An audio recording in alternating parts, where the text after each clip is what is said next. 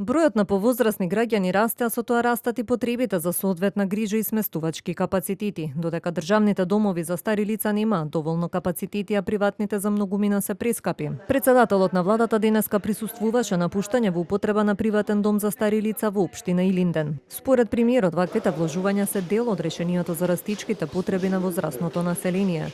Мицковски вели дека се планира да се зголемат и државните капацитети за згрижување на стари лица. Во моментов се во план да се во постапка на изградба, а во иднина се разбира дека во рамките на приоритетите дека ќе продолжиме и во таа насока.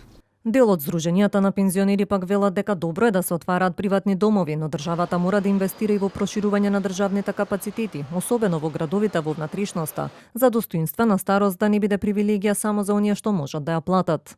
Приватните домови добро е што се направени во државата, без разлика на тоа што се приватни, значи, но сакам веднаш да напоменам дека цената во приватните домови е повисока, вака да кажеме, како вредност, повеќе од 40.000 по лице, односно пензионер. Пензионерите кои што, да кажеме, немаат услови и можности каде да остатокот од староста, односно од животот пензионерски, го поминат да може да бидат на некој начин згрижени.